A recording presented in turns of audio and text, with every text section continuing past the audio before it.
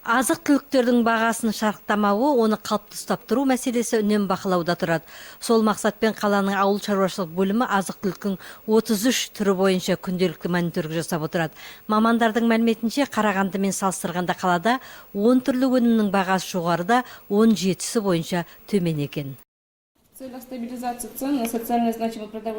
Әлеуметтік маңызға ие өнімдердің бағасын қалыпты ұстап тұру мақсатында түрлі шаралар ұйымдастырылады. Күнделікті 33 түрлі азық-түлік бойынша мониторингтер жүргізіледі. Назарларыңызға екі түрлі кестені ұсынып отырмын. Оның бірі Қарағанды қаласымен салыстырғандағы, екіншісі облыстың қалаларымен, аудандарымен салыстырғанда бағалар.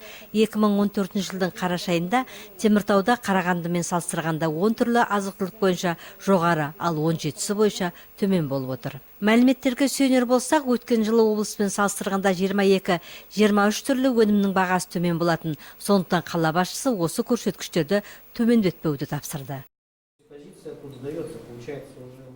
Көрсеткішті төмендетпеу қажет. Біз 5 түрлі өнім бойынша бағаны өсіріп алғанбыз. Міне 2 жылдан бері Қарағандымен салыстырғанда осы бағаны ұстап келген едік. Сараптаулар жасап, жұмыстарды жүргізіңіздер және өнім өндірушілермен жұмыс жасау керек.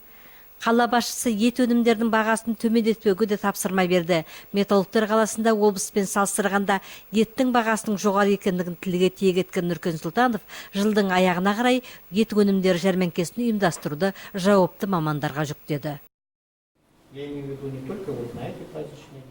Осы бағытта жұмыс жасаңыздар.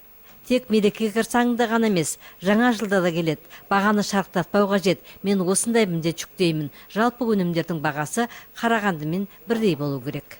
Қалалық ауыл шаруашылық бөлімінің басшысының мәліметінше, нан бағасы да көтерілмейді. Тек Қарағандыдан әкелінген нан өнімдердің бағасы өскен. Өнім өндірушілермен 26 түрлі келісімдер жасалыпты. Мамандардың мәліметінше, нан мен ұнның бағасын келер жылға да осылайша қалыпты ұстап тұру жоспарлануда.